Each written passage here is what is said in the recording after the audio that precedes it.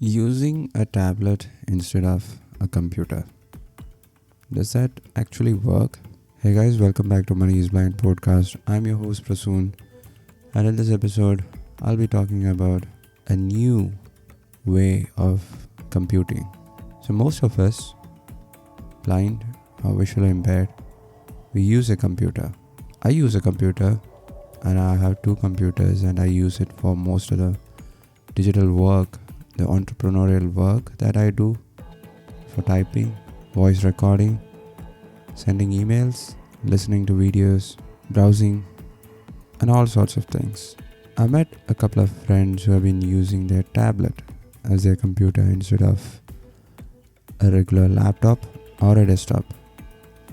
Now, is that really possible? You can find many videos on YouTube which says that the iPad is an easy replacement to a computer. I just wanted to know whether that is possible or not. The thing that makes this proposition even more interesting is the fact that my MacBook is now 10 years old, almost 10 years old, and it still works. It's a 2012 model MacBook. I bought it 10 years ago, almost 10 years ago. And the sad thing is that its battery doesn't hold on. So I have to use it as a ventilator. Do you guys know what a ventilator is? Yeah, it's the same device that is used in an ICU. When you can't breathe, we are put on a ventilator. We are hooked up with a ventilator which breathes for us. Similarly, my MacBook always needs to be plugged in order to work. And I'm recording this podcast in the MacBook right now. And by the way, today is January 5th, 2024, and I'm recording this early morning. What if I replace my MacBook with an iPad or any of the affordable Android tablets? All of them comes with beautiful features, Wi-Fi, Bluetooth, voice recording. Some of them even comes with digital Dolby audio, and the processing power has been improving year by year. And for almost $300 to $500, a very capable tablet is now available in the market. So should I consider switching my MacBook with a tablet? Well, the problem that I would be facing is that it will be difficult for me to type in. I have a Bluetooth keyboard. It's a Logitech keyboard. I can pair it with the tablet, but still it doesn't work like a laptop. Pairing a keyboard can be sometimes difficult. It doesn't make things easier, right? So I think it will be less likely to be used. But voice recording and podcasting, of course that can be done. I think most of the tablets and iPads comes with a Type-C port. So I'll have to find a connector with which I can connect my Samsung Q2U microphone to the tablet. Because the Samsung microphone, it comes with a normal Type-A USB adapter. Browsing the web, sending emails, that would be easy because I can voice dictate.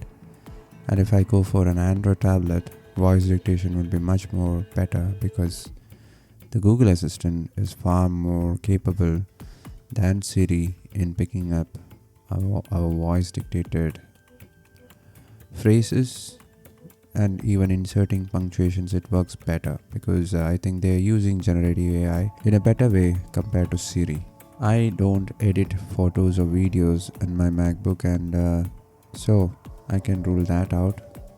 I always depend on my personal assistant to do that work.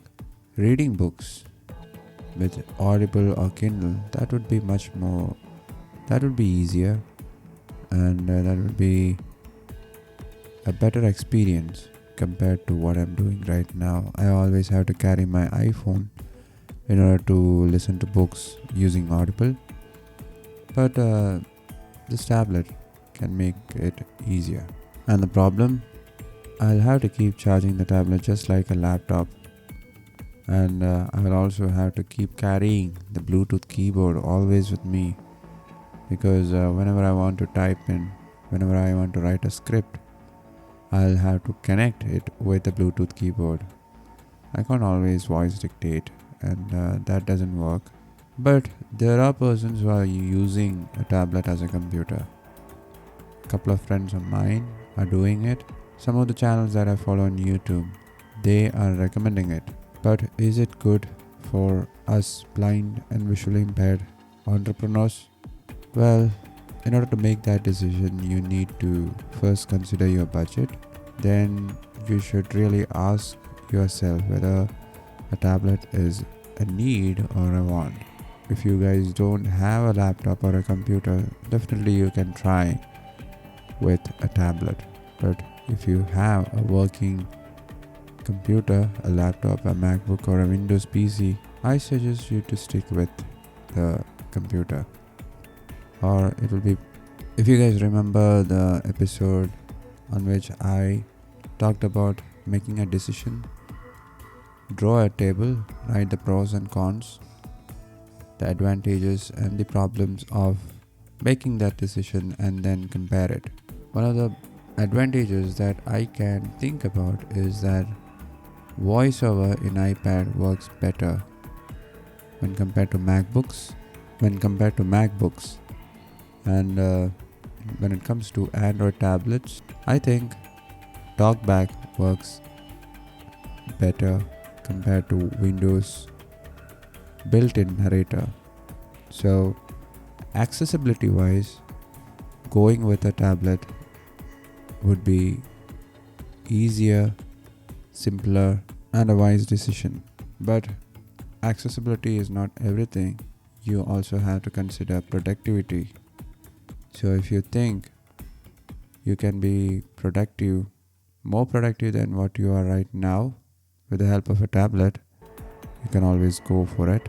On the other hand, if you think it's just going to waste your time because you are buying another device that you have to keep charging, keep carrying the Bluetooth keyboard, and if you think you are going to binge watch Netflix series with a tablet, better don't make that decision. So that's it, guys. Just wanted to share my thoughts this early morning. It's the last day of the weekend. I hope you guys have a blast. Enjoy the weekend. Think about your business. Try how to improve it. Think about how you can improve it, how you can bring in more customers and improve the revenue. Write it down and start working on it. I'll catch up with you next week. Till then, you guys take care. Bye-bye.